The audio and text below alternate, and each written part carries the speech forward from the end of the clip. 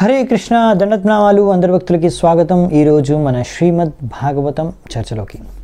ఈ శ్రీమద్ భాగవతం 3వ స్కందం 21వ అధ్యాయం 45వ శ్లోకం నుంచి తీసుకొని 56వ శ్లోకం వరకు చర్చించుకుందామంట. దీంతో ఈ అధ్యాయం కూడా పూర్తవుతుంది. ఇందులో ఒక ముఖ్యమైన సంభాషణ చర్చ జరుగుతుంది కర్దమముని మరియు స్వయంభూమను మధ్యలో. ఇప్పుడు స్వయంభూమను కర్దముని వాళ్ళ కుటీరానికి వచ్చిన తర్వాత మరి స్వయంభూమనుని ఏ విధంగా ప్రశంసించారు, ఎందుకు, తర్వాత ఏం అడిగారు కర్దమమునిని, స్వయంభూమనుని కర్దమముని, ఆ విషయాలు ఈరోజు చూద్దామంట. ముందు మంగళాచరణ చేసుకొని స్టార్ట్ చేద్దాం. ఓం అజ్ఞానతిమిరాంధస్య జ్ఞానాంజనశలాకయ చక్షురున్మిలితం యేన తస్మై శ్రీ గురవే నమః. శ్రీచైతన్యమనోభీష్టం స్థాపితం యేన భూతలే స్వయం రూపః కదా మह्यं దదాతి స్వపదాంతికం. వందేహం శ్రీగురూన్ శ్రీయుతాపదకమలం శ్రీగురూన్ వైష్ణవాంశ శ్రీరూపం సాగ్రజాతం సహగణ రఘునాథాన్వితాం తం సజీవం సాద్వైతం సావధూతం పరిజనసహితం కృష్ణచైతన్యదేవం శ్రీరాధా కృష్ణపాదాన్ సహగణ లలితా శ్రీవిశాఖాన్వితాంశ నమా ఓం విష్ణుపాదాయ కృష్ణప్రేష్టాయ భూతలే శ్రీమతే భక్తివేదాంత స్వామినితి నామిని. నమస్తే సారస్వతే దేవే గౌరవాణి ప్రచారిణి నిర్విశేషః శూన్యవాది పాశ్చాత్యదేశతారిణి. నమో మహావదన్యాయ కృష్ణ ప్రేమ ప్రదాయతే కృష్ణాయ కృష్ణ చైతన్య నామినే గౌరత్విషే నమః. హే కృష్ణ కరుణా సింధో దీనబంధు జగత్పతే గోపేశ గోపికా కాంత రాధాకాంత నమోస్తుతే. తప్తకాంచన గౌరాంగి రాధే వృందావనేశ్వరి వృషభానుసుతే దేవి ప్రణమామి హరిప్రియే. నీలాచల నివాసాయ నిత్యాయ పరమాత్మనే బలభద్ర సుభద్రాభ్యాం జగన్నాథాయ తే నమః. వాంఛాకల్పతరుభ్యశ్చ కృపాసింధుభ్య ఏవ చ పతితానాం పావనేభ్యో వైష్ణవేభ్యో నమో నమః. జయ శ్రీకృష్ణ చైతన్య ప్రభు నిత్యానంద శ్రీ అద్వైత గడాధర శ్రీవాసాది గౌరభక్తవృంద. హరే కృష్ణ కృష్ణ కృష్ణ హరే హరే హరే రామ రామ రామ హరే హరే. హరే కృష్ణ. ఫస్ట్ 3 శ్లోకాలు 45, 46, 47 ఒకేసారి చూసుకుందామంట. ప్రవిశ్య తత్తీర్థవరం ఆదిరాజా సహాత్మజః దదర్శ మునిం ఆసీనం తస్మిన్ హుతహుతాశనం విద్యోత్మానం వపుష తపస్యుగ్రయుజాచిరం నాతిక్షామం భగవతః స్నిగ్ధాపాంగావలోకనాత్ తద్వ్యాహృతామృతకలా పీయూషాశ్రవణేన చ ప్రంశుం పద్మపలాశాక్షం జటిలం క్షీరవాససం ఉపసంశ్రిత్య మలినం యథార్హణం సంస్కృతం. ఇప్పుడు స్వయంభూమను ఆ యొక్క పవిత్రమైన స్థలానికి విచ్చేశారు. బిందు సరోవరం దగ్గర ఎక్కడైతే కర్దమముని ఈ యొక్క కుటీరం ఉందో అక్కడే ఆయన తపస్సు చేసుకొని భగవంతుడిని ప్రసన్నం చేసుకొని తద్వారా భగవంతుడు యొక్క దృష్టి ఆ కర్దమముని పైన పడింది. అంతేకాకుండా భగవంతుడి నుంచి ముఖాన్నించి వచ్చిన ఆ అమృత వచనాల్ని కూడా ఆయన శ్రవణం చేశాడు. ఎన్నో రోజుల నుంచి బ్రహ్మచర్య వ్రతాన్ని పాలించాడు. ఆ రోజు కూడా అలాగే ఆయన ప్రతిరోజు నియమానుసారంగా యజ్ఞం చేసుకొని అక్కడ కూర్చొని ఉన్నారు. ఆయన యుగధర్మాన్ని పాటిస్తూ అప్పట్లో తపస్సు యజ్ఞాలు ఇవే కాబట్టి అవన్నీ చేస్తూ ఉన్నారు. ఆ రోజుకి అది పూర్తయింది. అక్కడ కూర్చొని ఉన్నారు. స్వయంభూమను తన పుత్రి ఇంకా తన యొక్క పత్నితో అక్కడికి చేరుకున్నారు. ఆయన్ని చూశారు. ఇలా ఎన్నో సంవత్సరాలు, వేల సంవత్సరాలు తపస్సు చేసిన తర్వాత కూడా ఆయన ఎంతో తేజోమయంగా కనిపిస్తుంది ఆయన శరీరం. ఆయన శరీరంలో ఇంకా ఆయన పొడుగ్గా కమలం పువ్వు వంటి కళ్ళు, అలా ఎంతో తేజమైన శరీరం. కానీ ఆయన ఏమి పెద్ద అంటే చాలా ఆభరణాలు ఏమి ధరించి అవేం మెరవట్లేదు. ఆయన ధరించింది సాధువు యొక్క వస్త్రాలు, జటాధారి. అయినా కానీ అటువంటి ఒక సాధు వస్త్రాలంటే అంతగా ఆకర్షణీయంగా ఉండవు. అయినా కానీ అలా ఆయనకు స్వయంభూమనికి ఒక మట్టిలో లేకపోతే ఒక మాణిక్యం ఏదైతే ఉంటుందో మణి, అది దానికి కొంచెం మట్టి అంటినా అది ఇంకా దాన్ని ఇంకా పాలిష్ చేయకున్నా కానీ అది ఇంకా మెరుస్తుంది, ఎంతో అంత మెరుస్తుంది. పాలిష్ చేస్తే ఇంకా మెరుస్తుందేమో కానీ అయినా కానీ ఎలాగైతే ఒక మణి మెరిసే మణి అంటే మట్టి కొంచెం మట్టి పైన ఉంది అంతేకాని మణి అనే విషయం అర్థమైందనమాట. అంటే ఇతనిలో ఒక శరీరంలో ఇతని యొక్క తేజస్సు అనేది ఆధ్యాత్మిక తేజస్సు, ఆధ్యాత్మిక సాధన చేసిన తేజస్సు, భగవంతుడి కృప. అందుకనే తద్వారా ఆ తేజస్సు అనేది మాత్రం బయటకు వస్తుందన్నమాట. ఆ విషయాన్ని స్వయంభూమను గ్రహించాడు. అందుకే ప్రభుపాల్ వారు చెప్తున్నారు ఇక్కడ, ఈ కర్దమముని ఆయన ఒక బ్రహ్మచారి యోగి. అంటే ఇప్పుడు ఆయనకి వివాహం జరగలేదు కనుక ఆయన బ్రహ్మచారినే పాటిస్తున్నాడు. ప్రతి ఒక్కరూ వైదిక సంస్కృతిలో ఏంటంటే వైదిక కాలంలో ప్రతి ఒక్కరూ చిన్నప్పటి నుంచి ఏంటంటే వివాహం అయ్యే వరకు బ్రహ్మచార్యాన్ని పాటిస్తారు. సో ఆ విధంగా ఇక్కడ కర్దమముని కూడా బ్రహ్మచర్యాన్ని పాటిస్తున్నాడు. తద్వారా ఆయన యోగి, తపస్సు చేసుకున్నాడు, ఇంకా భగవంతుడిని ప్రసన్నం చేసుకున్నాడు. భగవంతుడి యొక్క దృష్టి పడింది, భగవంతుడి యొక్క అమృత వచనాలు విన్నాడు కనుక ఆయన యొక్క శరీరం ఇంకా స్వస్థతంగానే ఉంది, ఎంతో తేజోమయంగా కాంతివంతంగా ఉంది. ఆ విషయాలు ఇక్కడ చెప్తున్నారనమాట. సో అందుకనే మనకి ప్రభుపాల్ వారు చెప్తున్నారు, అందుకనే ఇక్కడ అలా బ్రహ్మచర్యం పాటించేవారు తప్పకుండా ప్రొద్దున్నే బ్రహ్మ ముహూర్తంలో లేచి ఈ యుగధర్మం అయిన, అప్పట్లో యుగధర్మం తపస్సు యజ్ఞాలు అవన్నీ చేసుకున్నారు ముందు ఋషులు మునులు. కానీ ఇప్పట్లో ఈ కలియుగంలో అవన్నీ కుదరవు, ఎందుకంటే 1000 సంవత్సరాలు ఎవరు తపస్సు చేయలేరు. అందుకనే కలియుగంలో మన చైతన్య మహాప్రభు చెప్పినట్టుగా కలవు నాస్తేవ గతిరన్యత, వేరే గతి లేదు, హరేర్ నామ ఇవి కేవలం. సో పొద్దున్నే బ్రహ్మ ముహూర్తంలో లేచి, అంటే సూర్యోదయానికి 1 గంటన్నర ముందు నిద్రలేచి అప్పుడు మనము హరే కృష్ణ మహామంత్రాన్ని జపం చేయాలి, ఆధ్యాత్మిక కార్యక్రమాలు చేయాలి. అందుకని మనకు మందిరాల్లో మంగళారతి కార్యక్రమం ఉంటుంది కదా, మంగళారతి, జపము, భాగవత చర్చ ఇవన్నీ కూడా ఉంటాయి అన్నమాట. దర్శనం, భగవంతుడి దర్శనం, పూజ, గురు పూజ అన్నీ కూడా. సో ఇవన్నీ పొద్దున్నే ఉంటాయి. సూర్యోదయం కన్నా ముందు నుంచే స్టార్ట్ అయిపోతాయి మన కార్యాలు, ఆధ్యాత్మిక కార్యాలు.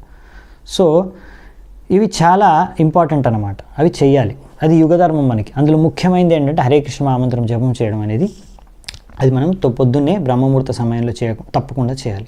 మామూలుగా ప్రతి ఇస్కాన్ మందిరంలో మీరు చూస్తే మార్నింగ్ మంగళారతి అయిపోయినాక 5-5:30 నుంచి 7-7:30 వరకు జప ఆ టైం ఉంటుంది అనమాట. అప్పుడు అందరూ జంప్ చేసుకుంటూ ఉంటారు.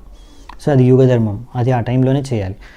సో అలా చేయడం ద్వారా సరిగ్గా మన భాగవత్ ఈ విధిని కలియుగంలో యుగధర్మాన్ని పాటించడం ద్వారా హరే కృష్ణ మహామంత్రం వినడం, ఇంకా ఆధ్యాత్మిక కార్యక్రమాల్లో ఇలా పాల్గొనడం ద్వారా ప్రభుపాల్ వారు అంటున్నారు, ఈ హరే కృష్ణ మహామంత్రాన్ని సరిగ్గా జపించి విని కూడా ఒకరి స్వస్థత చాలా హెల్తీగా ఉంటారు. ఇంకా ప్రభుపాల్ వారు రాసింది ఏంటంటే అలా మా ఇస్కాన్లో ఉన్న బ్రహ్మచారీస్ కానీ గృహస్థాస్ కానీ మీరు చూడొచ్చు, వాళ్ళు ఎంతో హెల్తీగా మరియు ఎంతో కాంతివంతంగా కనిపిస్తారు, వాళ్ళ ముఖాల్లో కాంతి పెరిగిపోతుంది అని చెప్తున్నారు. సో అందుకనే ఇక్కడ కూడా అలాగే మనం చూస్తే ఇంకా క్లియర్గా చెప్తారు ప్రభుపాల్ ద్వారా, అలా పొద్దున 7 వరకు 9 వరకు పడుకోకూడదు అని. సో అందుకే ఇది ఇంపార్టెంట్ అనమాట. నెక్స్ట్ వచ్చేసి ఇంకా అదే, అందుకనే ఈ యొక్క ఇక్కడ ఒక పోలిక కర్దమముని ఒక మణితో పోల్చారు, అన్పాలిష్డ్ జెమ్. ఇంకా చెప్పాలంటే అంటే ఒక మణి ఎలాగో మెరుస్తుంది, కానీ దానికి కొంచెం మట్టి అంటినా లేకపోతే ఇంకా కొంచెం అది అన్పాలిష్డ్ అయినా సరే, మట్టిలో ఉన్నా సరే, అయినా కానీ అందులోంచి కొంచెం మెరుపు అనేది కనిపిస్తుంది అనమాట, దాన్ని ఆపలేరు ఎవరు. అలాగే ఇక్కడ కూడా మనకు కర్దమముని ఆయన యొక్క ఆధ్యాత్మిక సాధన ద్వారా భగవంతుడి కృప, బ్రహ్మచర్యం అన్నీ కలుపుకొని తద్వారా ఆయన యొక్క తేజస్సు కూడా బయటికి వస్తుందన్నమాట శరీరం నుంచి. ఆ విషయాన్ని స్వయంభూమను గమనించారు. ఇక్కడ అందుకే చెప్తున్నారు, అథోతజం ఉపాయాతం నృదేవం ప్రణతం పురః సపర్యయా పర్యగృహ్ణాత్ ప్రతినంధ్యానురూపయ. ఆ విధంగా అక్కడికి స్వయంభూమను తన కుటీరానికి రావడం, వెంటనే ఆ స్వయంభూమను ఈ యొక్క కర్దమమునికి దండోత్ ప్రణామాలు అర్పించుకున్నారు. ఈ విషయాన్ని చూసి వెంటనే గ్రహించి కర్దమముని తగ్గట్టుగా ఒక రాజుకి, సామ్రాట్ రాజుకి తగ్గట్టుగా ఆయనను అతిథి సత్కారం చేసి ఆయనను కూడా అక్కడ ఆ విధంగానే అతిథి సత్కారం చేశారనమాట. సో ఇక్కడ మనం చూస్తే ఒక రాజు, ఆయన స్వయంభూమను, ఆయన మొత్తం ప్రపంచాన్ని ఏలుతున్నాడు. స్వయంభూమను ఆయన ఇక్కడ ఒక చిన్న సాధు ఒక కుటీరానికి వచ్చారు, అయినా కానీ ఆయనకి ప్రణామాలు చేస్తున్నారు. ఒక ఆదర్శ రాజు ఎలా వ్యవహరించాలనే విషయాన్ని ఇక్కడ స్వయంభూముని వ్యక్తం చేస్తున్నారు. అలాగే ఒక సాధువు సంతు ఎలా వ్యవహరించాలనే విషయాన్ని కూడా కర్దముని వ్యక్తం చేస్తారు ఇప్పుడు. సో ఆయన కూడా అందుకని తగ్గట్టుగా ఇప్పుడు ఆ రాజుని ఆయన గొప్పతనాన్ని ప్రశంసిస్తారు. అది మనం చూస్తాము నెక్స్ట్ అవే శ్లోకాలు. సో ఇలా ఒక రాజు ఇంకా వచ్చినప్పుడు ఒక రాజు సాధువు ఇంటికి వచ్చినప్పుడు ఒక సాధువులు సంతులు వాళ్ళకి ఆశీర్వాదాన్ని ఇవ్వాలి, ఆశీర్వాద వచనాలు పలకాలి అని చెప్తున్నారనమాట.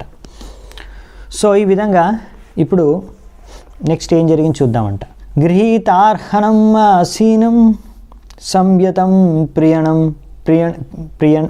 ప్రియణయన్ ముని స్మరన్ భగవద్ ఆదేశం ఇత్యాహ శ్లక్ష్ణయా గిరా.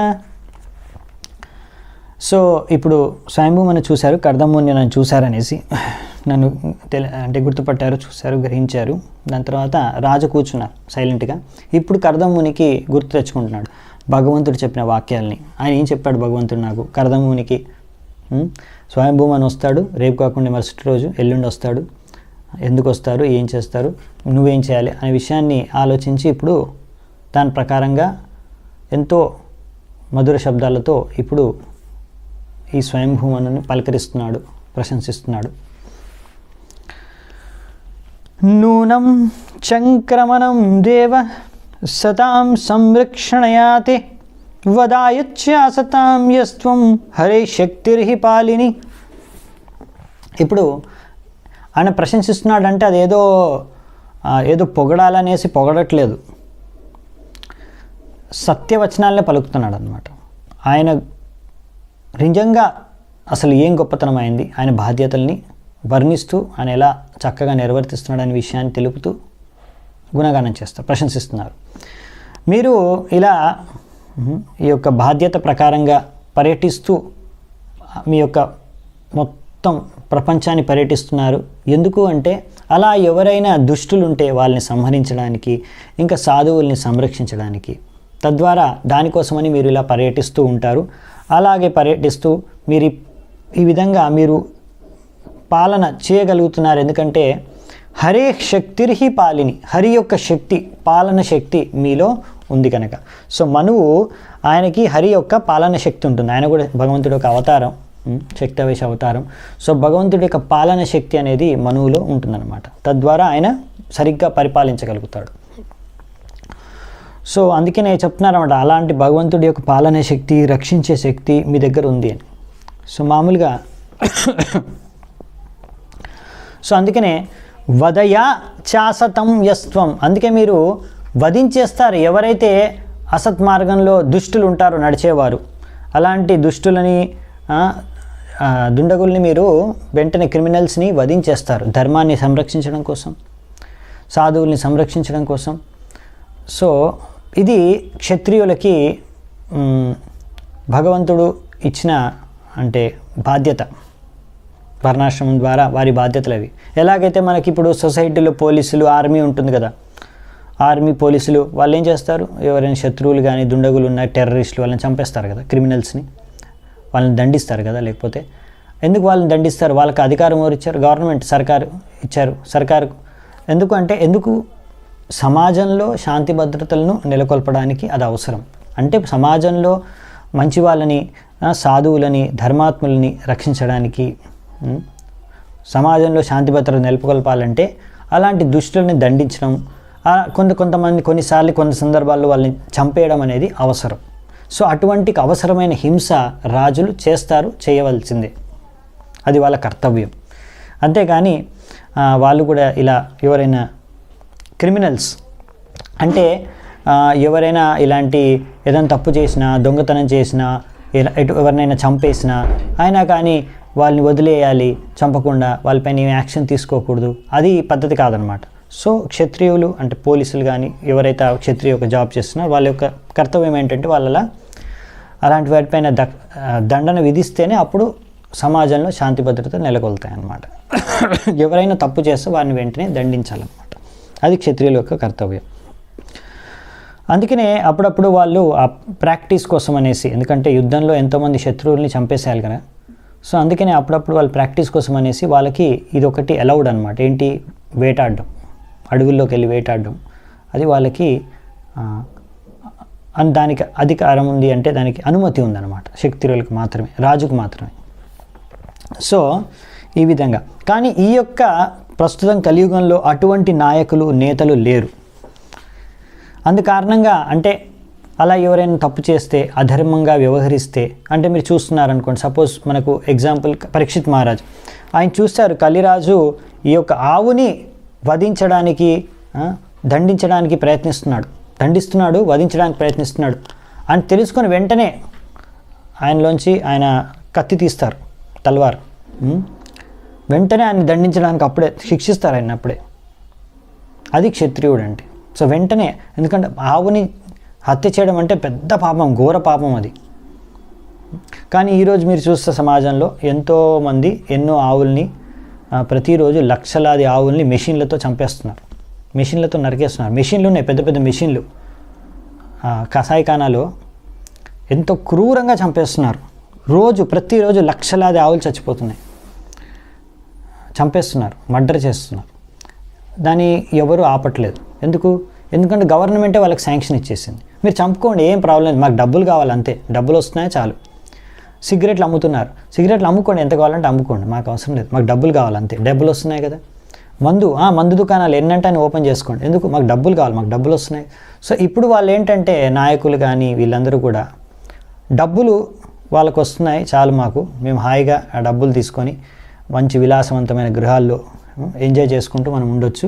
తర్వాత అమాయకులు చచ్చిపోయి అమాయక ప్రజలు అధర్మం పెరిగిపోయి సమాజంలో మళ్ళీ కొట్టుకోవడం, అశాంతి, అభద్రత అన్నీ పెరిగిపోతూ ఉంటాయి. ఇంకా ఇలా ఆవుల్ని చంపడం కారణంగా రకరకాల ప్రకృతి వైపరీత్యాలు వస్తాయి. ఇప్పుడు వస్తున్నాయి కదా, కరోనా ఇటువంటి, ఇంకా వేరే అన్నీ కూడా ఎన్నోసార్లు వచ్చాయి, ఇంకా కొత్తవి కూడా వస్తాయి. ఎప్పటివరకైతే ఇలాంటి పనులు చేస్తూనే ఉంటారు. సో ఎందుకనే ఇటువంటి సరైన నాయకులు, నేతలు ఇప్పుడు లేరనమాట. సో ఆ ధర్మాన్ని అరికట్టే అటువంటి నేతలు ఇప్పుడు లేరని ప్రభుపాదుల వారు రాస్తున్నారు ఇక్కడ.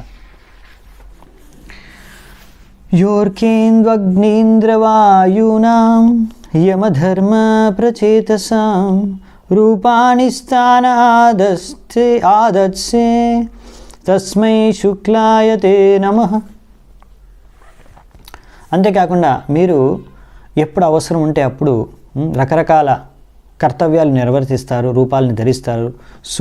ఒక్కొక్కసారి సూర్యుడు లాంటి పని చేస్తారు, ఒకసారి చంద్రుడు లాంటిది, ఒకసారి అగ్ని, ఒకసారి వాయు, ఒకసారి ఇంద్ర, ఒకసారి ధర్మ, ఒకసారి వరుణ, ఇలా ఎన్నో రకరకాల కార్యాలు మీరు చేస్తారు వాళ్ళందరివి కూడా. ఎందుకంటే మీరు విష్ణువే స్వయంగా, అందుకని మీకు నా ప్రణామాలు నేను అర్పిస్తున్నాను. చూసారా, ఇక్కడ కర్దముని కూడా ఇలా పొగిడి మరీ తర్వాత ప్రణామాలను అర్పిస్తున్నారు స్వయంభూమునికి. సో మామూలుగా అయితే ఏంటంటే బ్రాహ్మణులు యొక్క స్థాయి వర్ణాశ్రమ ప్రకారం వారిది పై స్థాయిలో ఉంటారు, వారు ఆధ్యాత్మికంగా, సామాజికంగా క్షత్రియుల కన్నా. అందుకే మామూలుగా క్షత్రియులు బ్రాహ్మణులకి ప్రణామాలు చేస్తారు, బ్రాహ్మణులు క్షత్రియులకి మామూలుగా చేయకూడదు. కానీ ఇక్కడ అలా రాజుకి మాత్రం చేయాలి, ప్రతి ఒక్కరూ ప్రణామాలు అర్పించాలి రాజుకి. ఎందుకంటే రాజు భగవంతుడి యొక్క ప్రతినిధి. అటువంటిది ఇక్కడ స్వయంభూ అని స్వయంగా భగవంతుడు ఒక రకమైన అవతారం కనుక, అలా భగవంతుడు అవతారం రూపంలో వచ్చినప్పుడు ఆయన క్షత్రియుడు పరివారంలో వచ్చిన, క్షత్రియుడిగా వచ్చిన, బ్రాహ్మణుడిగా వచ్చిన, శూద్రుడిగా వచ్చిన, వైశ్యుడిగా వచ్చిన, లేకపోతే ఏ ఒక శూకర రూపంలో వచ్చినా సరే మనము వరాహ రూపంలో వచ్చిన భగవంతుడిని ఆరాధిస్తాం, అందరూ ప్రణామాలు అర్పించాల్సిందే. అలాగే రాజుకు కూడా ఎవరైతే భగవంతుడి యొక్క ప్రతినిధియో ఆయనకు కూడా అందరూ ప్రణామాలు అర్పించాలి. అందుకని ఇక్కడ కర్దముని స్వయంభూమను కూడా ప్రణామాలు అర్పిస్తున్నారు. ఇంకా అసలు రాజు గొప్పతనం ఏంటి, ఆయన ఎటువంటి కర్తవ్యాల్ని నెరవేరుస్తున్నారు అనే విషయాన్ని కూడా వ్యక్తం చేస్తారు వచ్చే శ్లోకాల్లో. మనకు కూడా అర్థమవుతుంది రాజు యొక్క కర్తవ్యం ఏంటనేది. నయదారతం ఆస్థాయ జైత్రం మణిగణార్పితం విస్ఫురచ్చండకోదండో రతేన త్రాసయన్నఘాన్ స్వసైన్యచరణక్షుణ్ణం వేపయన్మండలం భువః వికర్షన్ బృహతీం సేనాం పర్యతశ్యంశుమానివ తదైవ సేతవః సర్వే వర్ణాశ్రమ నిబంధనాః భగవత్ రచితా రాజన్ భిద్యేరన్ భతదస్యుభిః. ఇక్కడ ఏం చెప్తున్నారంటే, ఒకవేళ మీరు మీ రథాన్ని ఎక్కి ఎంతో రత్నాలతో సుశోభితమైన మీ రథాన్ని ఎక్కి మీ యొక్క ధనుష్ని దాని యొక్క బిల్లుని తీసుకొని దాని నుంచి శబ్దం చేయకుండా, లేకపోతే మీ సైన్యాన్ని యొక్క మీతో పాటు తీసుకెళ్ళడం, ఆ సైన్యం యొక్క శబ్దం వినకపోతే చాలామంది ఉన్నారు దుండగులు, అంటే చాలామంది కల్ప్రిట్స్, అంటే చాలామంది దొంగలు, బందిపోట్లు, ఇటువంటి వాళ్ళు చాలామంది ఉన్నారు. వాళ్ళందరూ ఏంటంటే ఇంకా భయపడరు. మిమ్మల్ని మీరు వస్తున్నారు అంటే మీ యొక్క శబ్దం వినిపిస్తే వాళ్ళు భయంతో ఏ తప్పుడు పని చేయరు, లేదంటే వాళ్ళు రకరకాల తప్పుడు పనులు చేస్తారు. అందుకే మీరు ఒక సూర్యుడిలాగా అన్ని వైపులు సూర్యుడు తిరుగుతున్నట్టుగా మీరు తిరుగుతూ ఉన్నారు, పరిక్రమ చేస్తున్నారు. ఎందుకు అంటే ఈ విధంగా వర్ణ ఆశ్రమాన్ని సమాజంలో ఏదైతే భగవంతుడు సృష్టించాడో దాన్ని సంరక్షించడానికి. అందరూ మిమ్మల్ని చూసి మీరు వస్తున్నారు, అందరూ వాళ్ళ పనులు సరిగ్గా చేసుకుంటారు. ఇంకోటి, ఇలాంటి దుండగులు, ఇలాంటి దొంగలు కానీ ఇలాంటి వాళ్ళందరూ కూడా ఈ వర్ణాశ్రమాన్ని భంగపరచరు. లేకపోతే వీళ్ళు వర్ణాశ్రమాన్ని ఉన్న నిబంధనలన్నింటినీ కూడా తెంచేస్తారు. ఈ వర్ణాశ్రమాన్ని సంరక్షించడం మీ యొక్క కర్తవ్యం. ఎందుకంటే ఇది భగవత్ రచిత రాజన్, వర్ణాశ్రమ నిబంధనా భగవత్ రచిత రాజన్, భగవంతుడు రచించారు రాజా. సో అందుకే ఇది మీ కర్తవ్యం. సో వర్ణాశ్రమాన్ని సంరక్షించడం, పాటించడం అనేది రాజు యొక్క కర్తవ్యం. ఎందుకు అంటే ఈ యొక్క వర్ణాశ్రమం అనేది పాటిస్తే తద్వారా సమాజంలో ప్రతి ఒక్కరూ శాంతిని, సమృద్ధిని పొందవచ్చు. అలాగే ఆధ్యాత్మిక అభివృద్ధి పొందడానికి ఎంతో అనుకూలమైన వాతావరణం కలుగుతుంది. తద్వారా వాళ్ళ ఆధ్యాత్మిక అభివృద్ధిని సాధించవచ్చు ఎంతో సునాయాసంగా. తద్వారా అందరూ, సమాజంలో అందరూ కూడా భగవద్ధామానికి వెళ్ళిపోవచ్చు అన్నమాట. సో అది ముఖ్యమైన లాభం. ఇలా అభివృద్ధి చెందే సమాజాన్ని ఆర్యన్ సమాజం అంటారు. కృష్ణుడు భగవద్గీతలో అర్జునుడికి అంటాడు, అనార్య జుష్టం అస్వర్గ్యం అకీర్తికరం అర్జున.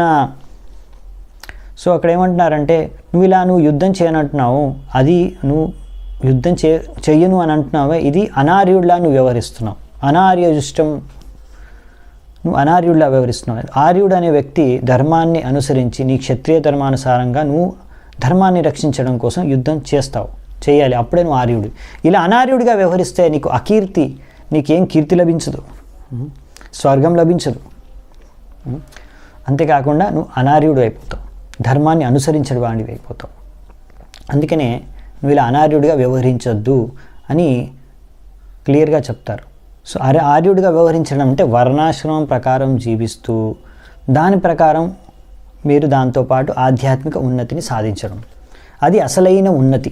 ఇప్పుడు సాధించే భౌతిక ఉన్నతి అసలైన ఉన్నతి కాదు. అసలైన ఉన్నతి అంటే ఆధ్యాత్మిక ఉన్నతి. అది ఆర్యన్ సమాజం యొక్క ముఖ్య ఉద్దేశం. అదే వైదిక వర్ణాశ్రమ ధర్మం యొక్క ముఖ్య ఉద్దేశం. ఎందుకు పాటించాలండి? అది ఎలా జరుగుతుంది, ఇప్పుడు ఎందుకు జరగట్లేదు?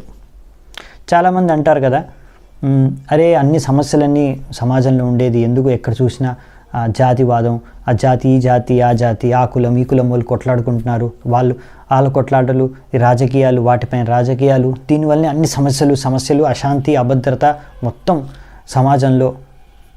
మళ్ళీ మీరు అదే జాతివాదం తీసుకొస్తారేంటి, దానివల్ల ఎలా శాంతి వస్తుంది అంటే, ఇప్పుడు కులాలు మతాలతో పేర్లతో కొట్టుకుంటున్నారు కదా, మీకు అట్లీస్ట్ కులాల పేర్లతో మా కులం గొప్ప, లేకపోతే ఇలా కులాల పేర్లతో కొట్టుకుంటున్నారే జనాలు, లేకపోతే ఇప్పుడు కులాల పేర్లతో జీవిస్తున్నారే జనాలు. యాక్చువల్లీ ఇప్పుడు కులాల ప్రకారం ఏంటంటే, ఇప్పుడు ఉండే జనాల ప్రకారం బయట ఏంటంటే, ఇప్పుడు బ్రాహ్మణ కులంలో పుట్టినవాడు బ్రాహ్మణుడు, క్షత్రియ కులంలో పుట్టిన అతను క్షత్రియుడు, వైశ్య కులంలో పుట్టిన అతను వైశ్యుడు, శూద్ర కులంలో పుట్టిన అతను శూద్ర. అందులో కూడా రకరకాల వెరైటీలు ఉంటాయి. ఓసీబీసీ టీసీ ఏవైనా కానివ్వండి, అందులో రకరకాల సబ్ క్యాస్ట్లు ఏవో ఉంటాయి. అందులో అన్నీ కూడా ఇందులో నా కులంలో నా జాతిలో పుట్టినవాడు వీడు నావాడు, వీడు పరాయోడు, వీడు శత్రువు, వీడు మిత్రువు అనేసి కొట్టుకోవడం, ఇది వైదిక సంస్కృతి, వేదిక వర్ణాశ్రమం కాదు. వైదిక వర్ణాశ్రమం ప్రకారం పుట్టుకతో ఎవరు బ్రాహ్మణ, క్షత్రియ, వైశ్య కారు. ఇంకా ముఖ్యంగా చెప్పాలంటే కలియుగంలో ప్రత్యేకంగా కలవు శూద్ర సంభవాత్ అని శాస్త్రంలో చెప్పారు. సంస్కారాత్ భవేద్ ద్విజ. పుట్టుకతో ప్రతి ఒక్క శూద్రుడే కలియుగంలో ముఖ్యంగా. ఎందుకంటే మనకు చాలాసార్లు చెప్పారు గర్భధాన సంస్కారం అనేది పాటించరు. తద్వారా ఎందుకంటే మామూలుగా బ్రాహ్మణ క్షత్రియ వైశ్యులు వీళ్ళు గర్భధాన సంస్కారం పాటిస్తే అప్పుడు దానికి తగ్గట్టుగా పుత్రులు సరిగ్గా పుడతారు, సరైన సంతానం ఉత్పన్నం చేస్తారు. కానీ ఇప్పుడు ఎవరు గర్భధాన సంస్కారం పాటించట్లేదు. చాలామంది బ్రాహ్మణులకు తెలియదు గర్భధాన సంస్కారం ఏంటో. కనుక ఇప్పుడు పుట్టే వాళ్ళందరూ కలవు శూద్ర సంభవం. సో ఇంకా ఛాన్స్ ఉందన్నమాట వాళ్ళనైనా కానీ బ్రాహ్మణులు వైశ్యులు లేకపోతే క్షత్రియులుగా మార్చడానికి. ఎలా? ట్రైనింగ్ ద్వారా. సంస్కారాత్ భవేద్ ద్విజ. సో ఆ ట్రైనింగ్ అనేది దొరికితే అయినా వాళ్ళని మనకు బ్రాహ్మణులుగా తయారు చేయొచ్చు, క్షత్రియులుగా వైశ్యులుగా చేయొచ్చు అనమాట ట్రైనింగ్ ద్వారా. ట్రైనింగ్ అనేది గర్భధాన సంస్కారం అనేది అది కూడా ఒక సంస్కారం. కానీ ఇంకా వేరే సంస్కారాలు, ఇంకా వేరే ట్రైనింగ్, ఎడ్యుకేషన్ ట్రైనింగ్ ఇంకా ఉన్నాయి. అవి ఇచ్చి కూడా మళ్ళీ తర్వాత డెవలప్ చేయొచ్చు. సో అది గురుకులం, అది వైదిక వర్ణాశ్రమ సిస్టమ్ అన్నమాట. అంతేగాని పుట్టుకతో ఈ కులం ఆ మతం అని కాదు. సో ఇది ఇలా. మరి అలా అసలు మరి వైదిక వర్ణాశ్రమం అంటే ఏంటంటే ముఖ్యంగా ఇక్కడ మనకి ఇంకోసారి వేరే దగ్గరలో కూడా చెప్తారు ప్రభుపాల్ వారు. భగవద్గీతలో కూడా ఇచ్చారు కదా, భగవంతుడు స్వయంగా చెప్తారు, ఇది భగవత్ రచితం. చాతుర్వర్ణ్యం మయా సృష్టం గుణ కర్మ విభాగశ. భగవంతుడు అంటున్నారు, నేను 4 వర్ణాలని సృష్టించాను, నేనే. భగవంతుడు స్వయంగా సృష్టించారు, ఇది మనుషులకి సృష్టించింది కాదు. భగవంతుడు అంట నేనే సృష్టించాను ఈ 4 వర్ణాలని. ఎలా? గుణ కర్మ అనుసారంగా, జన్మానుసారంగా కాదు, గుణ కర్మ అనుసారంగా. ఇది 2 సార్లు వస్తుంది ఇక్కడ భాగవతంలో, భగవద్గీతలో కూడా వస్తుంది. 2 సార్లు భగవద్గీతలోనే వస్తుంది, ఇక్కడ భాగవతంలో కూడా పలు చోట్ల దాని గురించి వర్ణించబడి ఉంది. సో ఇక్కడ కూడా చెప్పారు కదా, భగవత్ రచితం, ఇది భగవంతుడు రచించింది ఓ రాజా, అందుకే దీన్ని మీరు సంరక్షించాలంటే ఇది సరిగ్గా సరైన పద్ధతిలో వెళ్ళేటట్టు చూడాలన్నమాట, పాటించేటట్టు చూడాలి. అంటే ఏంటంటే ముఖ్యంగా ప్రిన్సిపల్ నేను ఎక్స్ప్లెయిన్ చేయడానికి ట్రై చేస్తున్నాను. మీరు అనొచ్చు ఇప్పుడు అది ఎలా సంభవము, ఇది ఇప్పుడు అవన్నీ ఎలా, ఇప్పుడు వేదిక కాలం కాదు కదా, ఆధునిక కాలం కదా, మేము ఇప్పుడు అడ్వాన్స్ కదా, చాలా ప్రగతి సాధించాం కదా. అంటే మామూలుగా వేదిక వర్ణాశ్రమ సిస్టమ్ అంటే గుణకర్మానుసారంగా వాళ్ళు వృత్తిని, ఆశ్రమాన్ని, వర్ణాన్ని వాళ్ళు ఇప్పుడు విభజించబడతారు, ఎంచుకుంటారు వృత్తిని. సో ఇప్పుడు బ్రాహ్మణుడు అంటే ఆయనకు ఒక గుణకర్మలు ఉండాలి. ఈ గుణకర్మలు ఉంటే అతను బ్రాహ్మణుడిగా గుర్తించబడతాడు భగవద్గీత ప్రకారం. ఈ గుణకర్మలు ఉంటే ఆయన క్షత్రియుడిగా గుర్తిస్తాం, ఈ గుణకర్మలు ఉంటే అతన్ని వైశ్యుడిగా గుర్తిస్తాం, ఈ గుణకర్మలు ఉంటే అతన్ని ఒక శూద్రుడిగా గుర్తిస్తాం అన్నమాట. అలా. సో అదే గురుకులంలో ఏంటంటే అదే చూస్తారు చిన్నప్పటి నుంచి. అందరికీ రకరకాల గుణకర్మల నుంచి వాళ్ళు తీసుకొని పుడతారు, జన్మిస్తారు. కనుక ఆ గురువులు వాళ్ళు చూసేది ఏంటంటే, అచ్చా ఈ వ్యక్తి ఏది, ఆయన గుణకర్మల ప్రకారం ఇది బ్రాహ్మణుడిగా అవ్వగలుగుతాడా, క్షత్రియుడు అవ్వగలుగుతాడా. బ్రాహ్మణుడిగా అవ్వగలిగితే బ్రాహ్మణుడిగా తయారు చేస్తారు. అతనికి అటువంటి గుణకర్మలు లేకపోతే క్షత్రియుడిగా ఉన్నాయో చూస్తారు. క్షత్రియుడిగా ఉంటే క్షత్రుడిగా చేస్తారు, క్షత్రుడిగా తయారు చేస్తారు. ఒకవేళ క్షత్రుడిగా ట్రైనింగ్ ఇస్తారు, క్షత్రుడికి ఇవ్వాల్సింది. లేకపోతే అతనికి క్షత్రియుడి గుణకర్మలు కూడా లేవు, బ్రాహ్మణుడికి లేవు, క్షత్రియుడు లేవు, వైశ్యుడు ఉన్నాయో చూస్తారు. ఒక వైశ్య గుణకర్మలు ఉంటే వైశ్యుడిగా ట్రైనింగ్ ఇస్తారు, లేదు అంటే శూద్రుడిగా. సో అలా తద్వారా ఏమవుతుంది, దానివల్ల ఏం లాభము అంటే ఇప్పుడు సమాజంలో ఏంటంటే ఇప్పుడు కూడా ఈరోజు కూడా ఇప్పుడు ఇది భగవత్ రచితం కనుక, ఇది భగవంతుడు సృష్టించింది కనుక దీన్ని ఎవ్వరూ తీసేయలేరు. మీరు పేర్లు పెట్టకపోండి, పేర్లు తీసేసేయండి. మీరు బ్రాహ్మణ, క్షత్రియ, వైశ్య, శూద్ర అని పిలవకండి, మీకు ఎలర్జీ అయితే ఆ శబ్దాలతో. చాలామందికి శూద్ర అంటేనే వాళ్ళకి అదేదో ఎక్కడెక్కడో ఏవో ప్రాబ్లమ్స్ స్టార్ట్ అయిపోతుంటాయి మనసులో, హృదయంలో. అదేదో తప్పు పదం అన్నట్టు. మీకు అలాంటి ఎలర్జీ ఉంటే వదిలేసండి ఆ పదం పేరు. సో ఇవేంటంటే 4 వర్గాల ప్రజల యొక్క పేర్లు అన్నమాట, అంతే. సో మీరు సమాజంకి వెళ్తే 4 వర్గాల ప్రజలు ఉంటారు. ఇప్పుడు బ్రాహ్మణులు అంటే వాళ్ళు చాలా మేధావులు, వాళ్ళు విషయాల్ని చదవగలరు, శాస్త్రాలని చదవగలరు, అధ్యయనం చేయగలరు, భగవంతి ఆధ్యాత్మిక విషయాలు, భౌతిక విషయాలు అన్నీ అర్థం చేసుకోగలరు, మరియు జీవిత ఉద్దేశం అర్థం చేసుకోగలరు. దానికోసం వాళ్ళు ఇంకా సత్వగుణంలో ఉంటారు.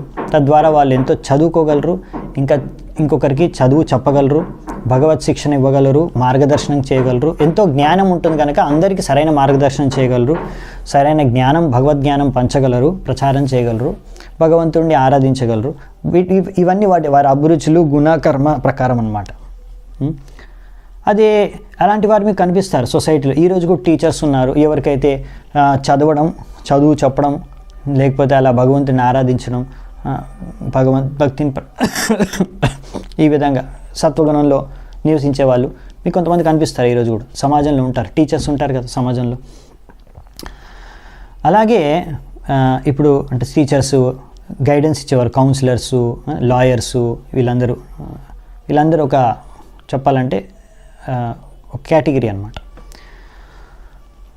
సో ఇలా మీరు ఒక కేటగిరీ చూస్తారు సమాజంలో. అలాగే కొంతమంది ఇప్పుడు క్షత్రియులు అంటే వాళ్ళకి సత్వ రజోగుణాలు రెండు ఎక్కువగా ఉంటాయి ప్రామాణికంగా. సో వాళ్ళు ఎక్కువగా రక్షణ కల్పించడం, ధర్మాన్ని రక్షించడం, ప్రజల్ని రక్షించడం, ఇంకా శాసించడం, పాలించడం, ఇవన్నీ వాళ్ళకి స్వాభావికం. వాళ్ళకి వీటి మీద అభిరుచి ఉంటుంది. దానికి తగ్గ గుణకర్మ, శరీరం కూడా దానికి తగ్గట్టుగా స్ట్రాంగ్గా ఉంటుంది అనమాట. అటువంటి వాళ్ళని కూడా మీరు ఈరోజు చూస్తారు. వాళ్ళే మెల్లిమెల్లిగా నేతలుగా, ఆర్మీ పోలీస్ ఆఫీసర్ కానీ, ఆర్మీ ఆఫీసర్ కానీ, ఇలా administrative officer, IAS officer type, ఇంకా నేతలుగా వీళ్ళందరూ ఏంటంటే వీళ్ళందరికీ పాలన అభిరుచి ఉంది, రక్షణ పాలన చేసేది. సో అటువంటి వాళ్ళని వర్గాన్ని ఈరోజు చూస్తున్నారు మీరు. అలాగే కొంతమంది ఇప్పుడు వ్యవసాయం చేస్తారు, కొంతమంది వ్యాపారం చేస్తారు.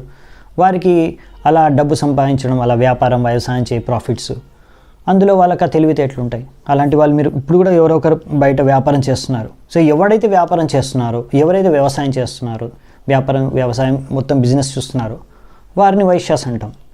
వాళ్ళు ఇప్పుడు ఏ కులంలో ఏ మతంలో పుట్టారో మనకు సంబంధం లేదు. అది వాళ్ళు ఎవరికి పుట్టారనే సంబంధం లేదు. వాళ్ళు ఎటువంటి గుణకర్మలు వాళ్ళకు ఉన్నాయనేది మనకు ముఖ్యం. సో వాళ్ళు వైశ్యాస్ అంతే. ఒకవేళ ఎవరైతే ఇప్పుడు ఇలా బ్రాహ్మణుల్లా వ్యవహరిస్తున్నారో గుణకర్మలతో, వాళ్ళు బ్రాహ్మణాస్ అంతే. వాళ్ళ తల్లిదండ్రులు ఎవరు, ఏ కులం మతం మనకి సంబంధం లేదు వర్ణాశ్రమం ప్రకారం. సో వాళ్ళ యొక్క గుణకర్మల ప్రకారం. సో ఇప్పుడు అతను ఆ విధంగా నేత, ఆ విధంగా పాలన శక్తి ద్వారా అతను క్షత్రియుడిగా వ్యవహరిస్తున్నాడు అనుకోండి. సో అతను క్షత్రియ. అతను ఎవరికి పుట్టాడు, ఏ తల్లిదండ్రులు, వాళ్ళతో సంబంధం లేదు పుట్టుకతో. అలాగే సో ఈ మూడు కూడా చేయలేని వాళ్ళు చాలామంది ఉంటారు.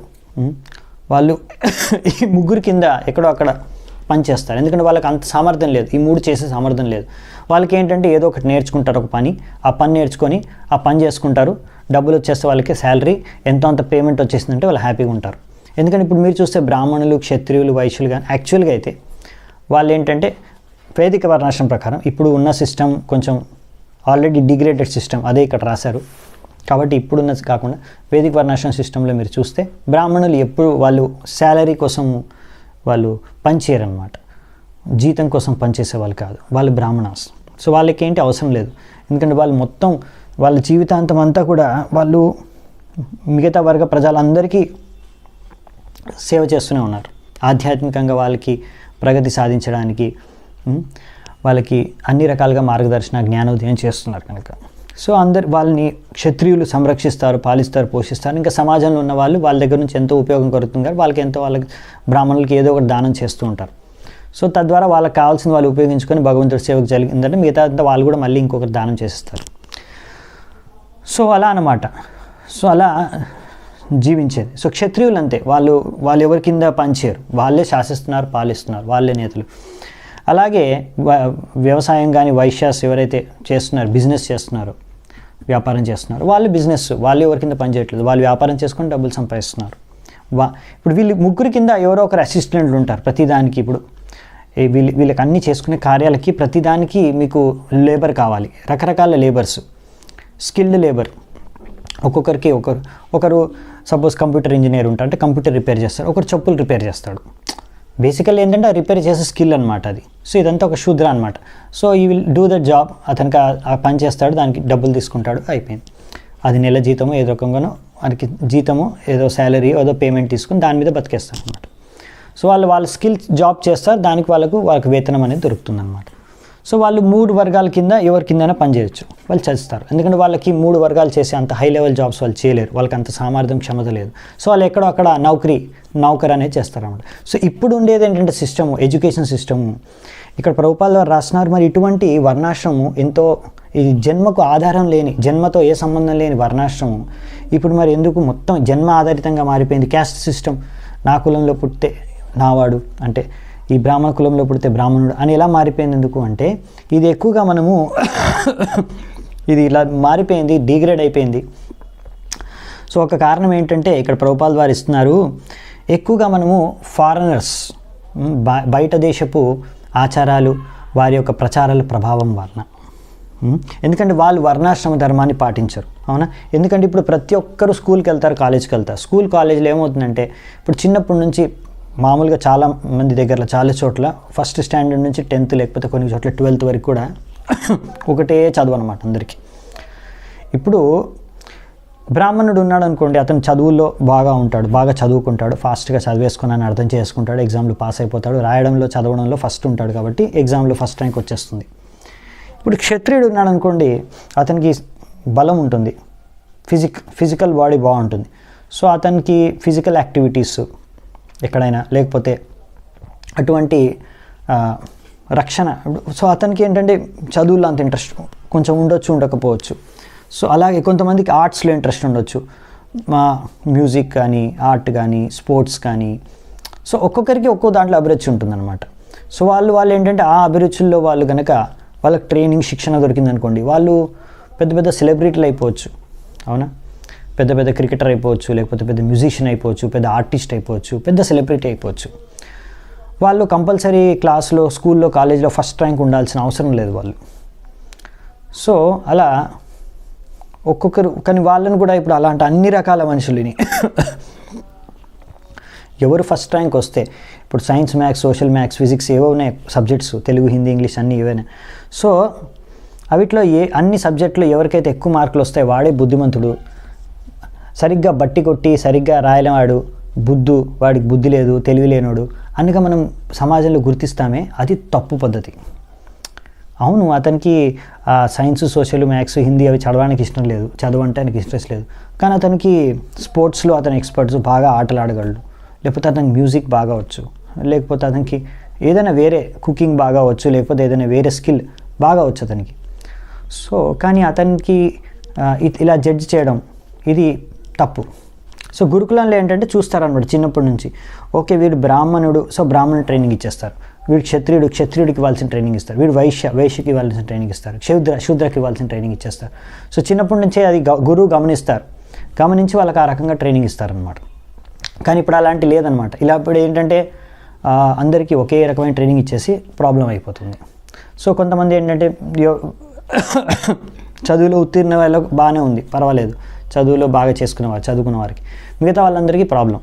వాళ్ళందరికీ అర్థం కావట్లేదు, అరే మేము బుద్ధులం, మేము మూర్ఖులం, మేము తెలివిలేని వాళ్ళం, ఎందుకంటే మాకు రిపోర్ట్లో తక్కువ మార్కులు వచ్చాయి, సో మేము దేనికి పనికిరాని వాళ్ళు అలా అనుకుంటారు చిన్నప్పటి నుంచి. సో అది రాంగ్. ప్రతి ఒక్కరిలో ఎవరు పనికిరాని వాళ్ళు కాదు, ప్రతి ఒక్కరిలో ఏదో ఒకటి టాలెంట్ ఉంటుంది. అది వాళ్ళ గుణకర్మకు అనుసారంగా ఉండే. ఇప్పుడు మీ ఎడ్యుకేషన్ సిస్టంలో ఆ గుణకర్మని వాళ్ళకున్న టాలెంట్ని మీరు అక్కడ దాన్ని జడ్జి చేయలేకపోతున్నారు. అందుకని ఐ థింక్ ఐన్స్టైన్ అనుకుంటా, ఒకవేళ మీరు ఒక కోతిని ఇంకా ఒక చేపని ఎవరు చెట్టు తొందరగా ఎక్కితే వారు తెలివైన వాళ్ళు అని చెప్తే, అప్పుడు చేప జీవితాంతం ఇంకా నేను మూర్ఖుణ్ణి, నాకు తెలివి లేదు అనుకొని బతికేయాల్సింది, అంతే కదా. ఇప్పుడు కోతి అంటే చెట్టు ఎక్కేయగలదు, చేప చెట్టు ఎక్కగలదా? మరి అదేం కాంపిటీషన్? వాళ్ళిద్దరు వేరే కదా, కోతి వేరు, చేప వేరు, వారిద్దరు తెలివితేటలు వేరు, ఇద్దరు శక్తులు వేరు, ఇద్దరు సామర్థ్యం వేరు. చేప నీటిలో స్విమ్మింగ్ చేయమంటే స్విమ్మింగ్ చేస్తుంది నీటిలో, చెట్టు ఎక్కమంటే ఎలా ఎక్కుతుంది చేప? అవునా, చేప చెట్టు ఎక్కలేదు.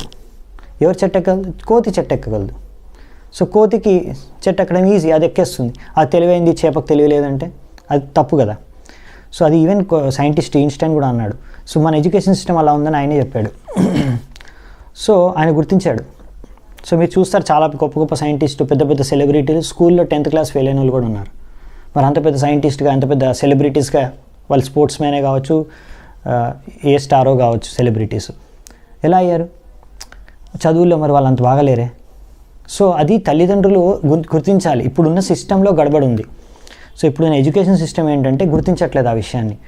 సో ఎడ్యుకేషన్ సిస్టమ్ ఏంటంటే ఓన్లీ ఎవరికి ఎన్ని మార్కులు ఎక్కువ వస్తే వాడు తెలివైనవాడు, మిగతా వాళ్ళందరూ మూర్ఖులు అని చెప్పేస్తున్నారు. సో ఆ సిస్టమే తప్పు. సో అందుకనే ఇక్కడ ఈ ఎడ్యుకేషన్ సిస్టంలో ఇంకోటి ఏంటంటే ఇక్కడ బ్రాహ్మణులు, క్షత్రియులు, వైశ్య ట్రైనింగ్ లేదు. ఇంకా ధర్మం గురించి చెప్పరు, భగవంతుడి గురించి, భగవద్గీత కానీ భాగవతం గురించి చెప్పరు. సో అక్కడ ఏమవుతుందంటే పెద్దగా అయిన తర్వాత ఎలా ఒక మంచి నౌకరీ, ఒక మంచి జాబ్ తెచ్చుకోవాలి. ఒక నౌకరీ కోసం 10 ఏళ్ళు, 20 ఏళ్ళు, 30 ఏళ్ళు ట్రైనింగ్ అనమాట, స్టడీస్. సో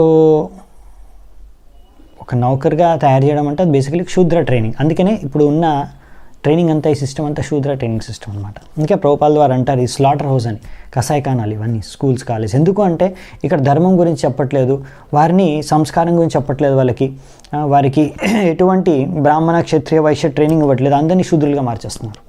ఆల్రెడీ కలవు శూద్ర సంభవాత్, అందులో పెద్ద ట్రైనింగ్ ఇచ్చేదండి. సో అందుకే మీరు చూస్తారు చాలామంది నిరుద్యోగంతో లేకపోతే రకరకాల సమస్యలతో, ఇప్పుడు బలవంతంగా సమస్య ఎక్కడ తయారవుతుందంటే ఎందుకు సమాజంలో ప్రాబ్లమ్స్ వచ్చేస్తున్నాయి వర్ణాశ్రమం పాటించకుండా ఈ మోడర్న్ ఎడ్యుకేషన్ సిస్టమ్ ద్వారా. లేకపోతే ఎందుకు అంటే ఇప్పుడు ప్రతి ఒక్క మదర్, ఫాదరు, తల్లిదండ్రులు వాళ్ళు ఏం చేస్తున్నారు, ఇప్పుడు మార్కెట్లో దేనికి ఎక్కువ విలువ ఉంది, ఇంజనీర్ అవ్వాలి, అమెరికాకి వెళ్ళాలి. సో దానికి ఎలాగైనా సరే వీడిని చిన్నప్పటి నుంచి ఆ ట్రైనింగు, ఐఐటి ట్రైనింగు, లేకపోతే ఐఐటి కోచింగు, లేకపోతే ఏదో అలా అమెరికాకి వెళ్ళి, లేకపోతే పెద్ద సాఫ్ట్వేర్ ఇంజనీరో, లేకపోతే ఎక్కడ ఐఐఎంలను సీట్ సంపాదించాలి, దానికోసమని ట్రైనింగ్ అనమాట చిన్నప్పటి నుంచి. అసలు వాడి గుణకర్మలు ఏంటి, అసలు అతనికి ఏం అభిరుచి ఉంది అది చూడడం అనమాట. బలవంతంగా అదే ట్రైనింగ్ ఇప్పించేస్తుంటారు. నాకు తెలుసు చాలామంది ప్రిన్సిపల్ నాకు చెప్పారు, స్కూల్ ప్రిన్సిపల్ నాకు చెప్పారు ఒకరు, నా కొడుకు డిప్రెషన్లో ఉన్నాడు అంటే, ఇప్పుడు అమెరికాలో ఉన్నాడు కానీ డిప్రెషన్లో ఉన్నాడు. ఎందుకు అంటే అతను చదువు అయిపోయింది, ఇప్పుడు జాబు చేయనంటున్నాడు, డిప్రెషన్లోకి వెళ్ళిపోయాడు, జాబ్ చేయలేకపోతున్నాడు అని. ఎందుకు అంటే అది మా వారు బలవంతంగా అతనికి ఇంట్రెస్ట్ లేకుండే ఇంజనీరింగ్ చేయాలనేసి, కానీ మా వారు చాలా బలవంతంగా అతనికి ఇంజనీరింగ్ చదువుకోవాలనేసి ఫోర్స్ చేసి అమెరికా పంపించేశారు. ఇప్పుడు చదువు ఎలాగో కంప్లీట్ చేస్తాడు కష్టపడి, కానీ ఇప్పుడు ఆయనకు ఉద్యోగం చేయడానికి ఇంట్రెస్ట్ లేదు. అతనికి ఇంట్రెస్ట్ మ్యూజిషియన్ అవ్వాలని. తో ఆయనకి మ్యూజిక్ అంటే చాలా ఇష్టం, చిన్నప్పటి నుంచి బాగా అతనికి బ్యాండ్ కూడా ఉండేది, బాగా మ్యూజిక్ వాయించేవాడు, మంచి డ్రమ్స్ వాయిస్తాడు. కానీ అతని ఇంట్రెస్ట్ని చంపుకొని అతను వెళ్ళాడు, ఎందుకంటే వాళ్ళ తండ్రికి భయపడి ఫోర్స్ఫుల్గా మా ఆయన పంపించేశాడు ఎవరి మాట వినకుండా.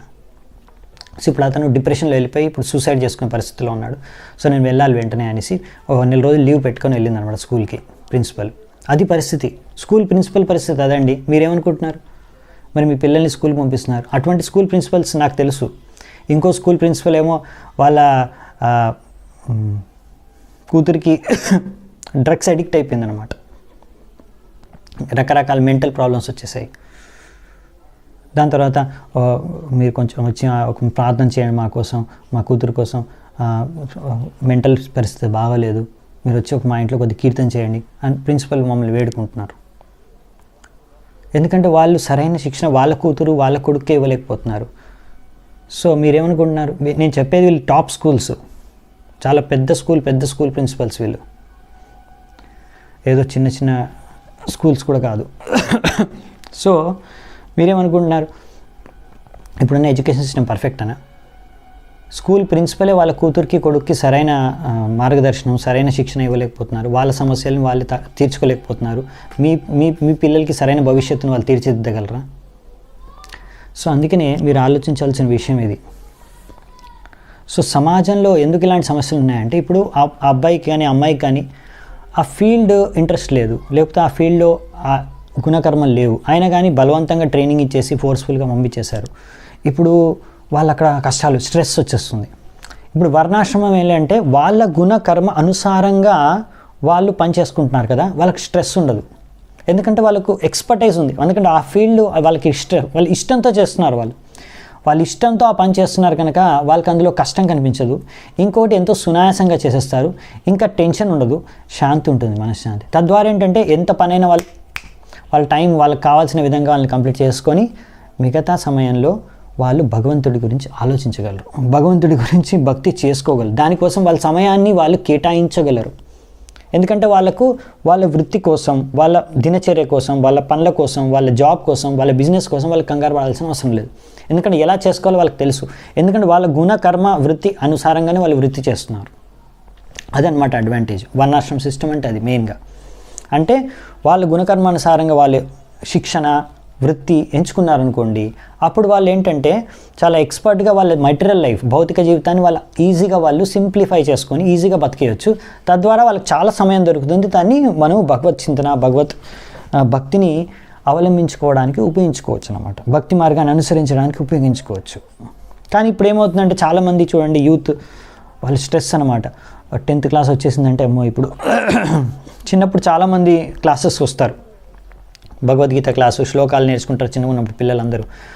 10th 8th 9th అవ్వగానే ఇంకా 10th ఇంకా కనిపించరు. టెన్షన్, ఇప్పుడు అక్కడ ఎగ్జామ్ రాయాలి, ఇక్కడ ఎగ్జామ్ రాయాలి, అందులో సీట్ రావాలి, ఇందులో సీట్ రావాలి. దాని తర్వాత కాలేజ్కి వెళ్ళిన తర్వాత కూడా ఆ జాబ్ రావాలి, మరి ప్లేస్మెంట్ అవుతుందా లేదా అదో టెన్షన్. దాని తర్వాత జాబ్ వచ్చిన తర్వాత అందులో కాంపిటీషన్ ఉంటుందో ఊడిపోతుందో. సో ఎప్పుడు టెన్షన్లో స్ట్రెస్లో జీవిస్తారు. వాళ్ళకి సమయం లేదు భగవంతుడి గురించి ఆలోచించడానికి. జీవితంలో సెటిల్ అయిన తర్వాత చూద్దాం అనుకుంటారు, ఆ సెటిల్ ఎప్పుడు అవ్వరు. ఎంతమందిని ఇప్పుడు చూశాను నేను. ఇప్పుడు కూడా ఎంతోమంది పెళ్ళిళ్ళు అయిపోయాయి, పిల్లలు కూడా ఉన్నారు, ఇంకా వాళ్ళకి టైం దొరకట్లేదు భక్తి చేసుకోవడానికి. అంటారు, ప్రభు ఇప్పుడు ఈ జాబు ఉంటుందో లేదో నాకు తెలీదు, తీసేస్తారంట, ఇప్పుడు ప్రాజెక్ట్ అయిపోతుందంట, ఏదో ఒక టెన్షన్ అనమాట. నెక్స్ట్ ఏం చేయాలో తెలీదు, నెక్స్ట్ ఇంకో జాబ్ ఎత్తుక్కోవాలి, సో దొరుకుతుందో లేదో తెలీదు. సో ప్రాబ్లం ఏంటంటే స్ట్రెస్లో జీవిస్తున్నారు జనాలు, ఎందుకంటే వాళ్ళు వర్ణాశ్రమాన్ని పాటించట్లేదు కనుక. సో వర్ణాశ్రమం అంటే ఏం లేదు, ఇప్పుడు మీరు ఉన్న దాంట్లో ఏంటంటే, మీరు అట్లీస్ట్ ఒకవేళ మీరు తల్లిదండ్రులు అయితే మీరు అలా ప్రతి ఒక్క పిల్లవాడు ఇంజనీర్ అయ్యి అమెరికాకి వెళ్ళాలని రూల్ ఏం లేదు. ఆ విషయాన్ని అర్థం చేసుకోండి. ప్రతి ఒక్క పిల్లవాడు వాళ్ళ గుణకర్మలకు అనుగుణంగా వాళ్ళకి ప్రశిక్షణ వృత్తిని ఎంచుకునేలా తల్లిదండ్రులు, టీచర్లు దోహదం. ఇప్పుడు టీచర్లు వాళ్ళకి సంబంధం లేదు. స్కూల్ టీచర్లు, కాలేజ్ టీచర్లు వాళ్ళందరికీ వాళ్ళు డబ్బులు ఇస్తారు, ఏ చెప్పమంటే అది ABCDలు, ఏ టు Z ఏ చెప్పమంటే సిలబస్లో ఉన్నది చెప్పేస్తారు, వాళ్ళ పని అయిపోయింది. మీ పిల్లలకి మార్గదర్శనం చేయడానికి ఇంట్రెస్ట్ ఎవరికి లేదు అక్కడ స్కూల్లో. సో తల్లిదండ్రులు అట్లీస్ట్ మీరన్నా గుర్తించాలి, మీకు తెలుసు కాబట్టి మీ పిల్లలు ఎలాంటి వారు, వాళ్ళకి ఏ వృత్తి అయితే ఎలా ఉంటుందనేది. ఆ విధంగా మీరు వారికి ట్రైనింగ్ ఇవ్వాలి. అట్లీస్ట్ ఇది ప్రాక్టికల్ లెవెల్.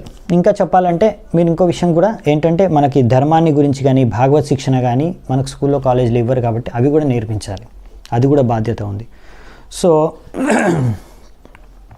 అందుకనే మనం అర్థం చేసుకోవాల్సింది ఏంటంటే, ఈ వర్ణాశ్రమ సిస్టమ్ అనేది ఎంతో సైంటిఫిక్ సిస్టమ్ అనమాట. ఎంత సైంటిఫిక్ సిస్టమ్ చూసారా.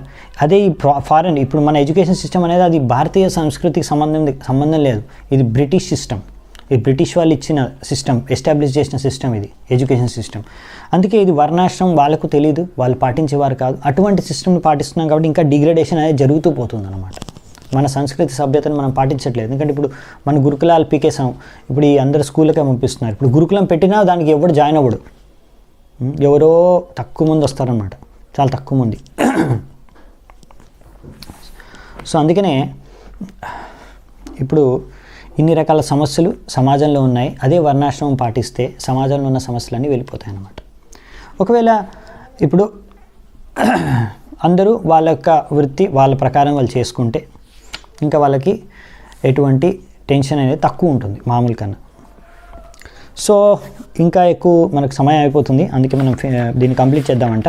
సో ఈ విషయాలన్నీ కూడా ప్రభుపాల్ వారు ఇక్కడ ఇచ్చారనమాట. అందుకనే మనకు ట్రైనింగ్, బ్రహ్మచారి, క్షత్రియ, వైశ్య ట్రైనింగ్ కూడా అవసరం, అలాంటి శిక్షణ కేంద్రాలు కూడా అవసరం, గురుకులాలు కూడా అవసరం అనే విషయాలు కూడా చెప్తారు. ఎలాగైతే మీకు ఇంజనీరు, డాక్టర్కి కాలేజీలు, ట్రైనింగ్ సెంటర్స్ ఉన్నాయో అలాగే. సో అంటే నెక్స్ట్ పర్పస్లో ఉన్నాయి కూడా చెప్పేశాను.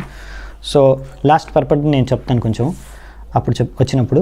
నెక్స్ట్ 55, 56 చూద్దామండి. అధర్మశ్చ సమేధేత లోలుపేర్వ్యంకుశైర్నృభి శయానే త్వయి లోకోయం దస్యుగ్రస్తో వినంక్షతి.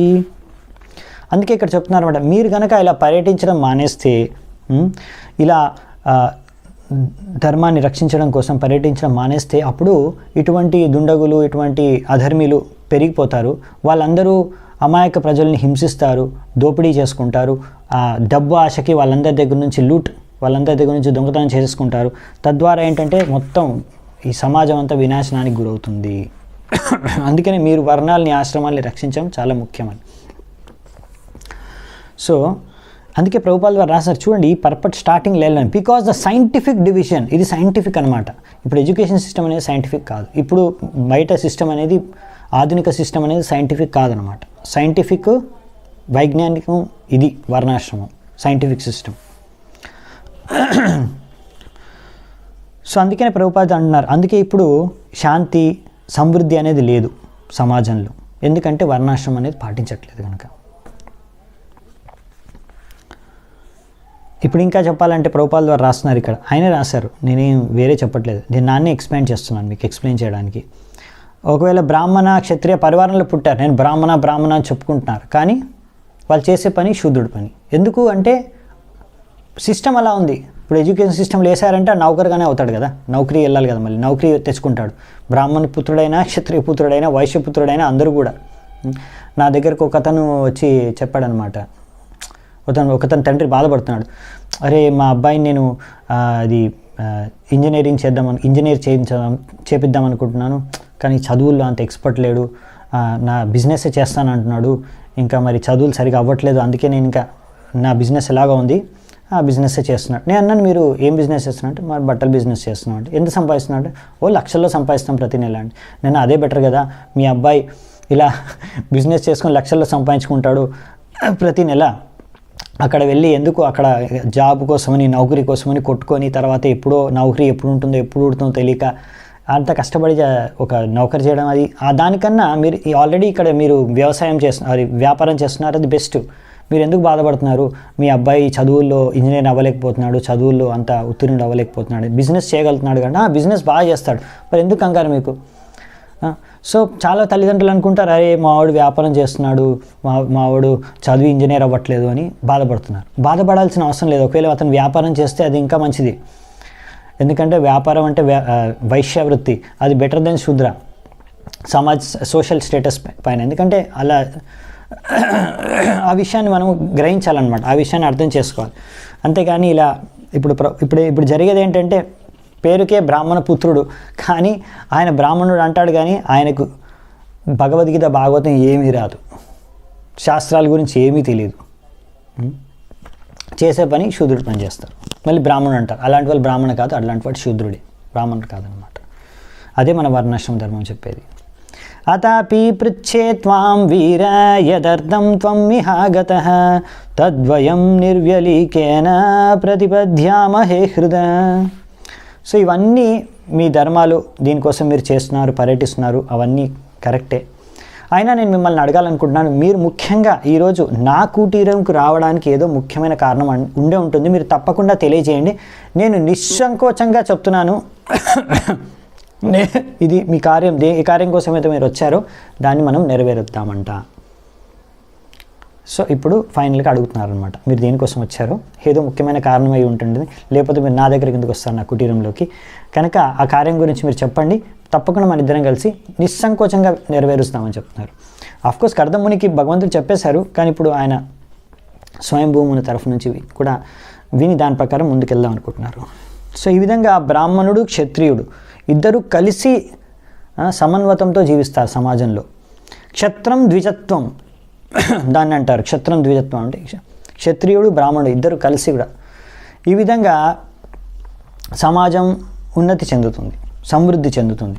సో ఇలా వైదిక వర్ణాశ్రమ సంస్కారం, పద్ధతి, సిద్ధాంతం అంటే ఇలా రకరకాల బ్రాహ్మణులు, క్షత్రియులు, బ్రాహ్మణులు, శూద్రులు కొట్లాడుకోవడం కాదు, దెబ్బలాడుకోవడం కాదు, అందరూ కలిసిమెలిసి పనిచేస్తారనమాట.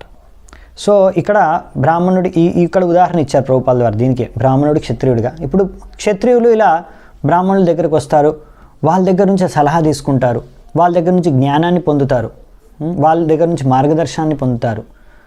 మరియు అలాగే క్షత్రియులు బ్రాహ్మణులకి ఏం చేస్తారు, మరి వాళ్ళకి రక్షణ కల్పిస్తారు, పాలన పోషణ కావాల్సింది చూసుకుంటారు. సో ఆ విధంగా ఏంటంటే బ్రాహ్మణుల ద్వారా క్షత్రియులకి లాభం కలుగుతుంది, క్షత్రియుల ద్వారా బ్రాహ్మణులకి లాభం కలుగుతుంది, అలాగే బ్రాహ్మణుల ద్వారా శూద్రులకి లాభం కలుగుతుంది, బ్రాహ్మణుల ద్వారా వైశ్యులకి లాభం కలుగుతుంది. అలాగే శూద్రుల ద్వారా కూడా మిగతా 3 వర్గాలకి బ్రాహ్మణ క్షత్రియ వైశ్యులకి లాభం కలుగుతుంది. వైశ్యుల ద్వారా కూడా మిగతా 3 వర్గాలకి. సో ప్రతి వర్గం ఇంకా మిగతా 3 వర్గాలకి సహాయం చేస్తుంది. అలా ఒక్కరికొకరు సహాయం చేసుకొని బతుకుతారు. ఎందుకు అలా అంటే ఇప్పుడు బ్రాహ్మణుడికి ఆయన కొన్ని వృత్తులు, క్షత్రియుడు కొన్ని వృత్తులు బాగా చేయగలడు, శూద్రుడు కొన్ని వృత్తులే బాగా చేయగలడు, వైశ్యుడు కొన్ని వృత్తులే బాగా చేయగలడు కొన్ని పనులు. కానీ అందరికీ అన్నీ అవసరం కదా అలా. సో విద్య అవసరం, సో బ్రాహ్మణుడు ఇస్తాడు. అలాగే రక్షణ అవసరం, అది క్షత్రియుడు ఇస్తాడు.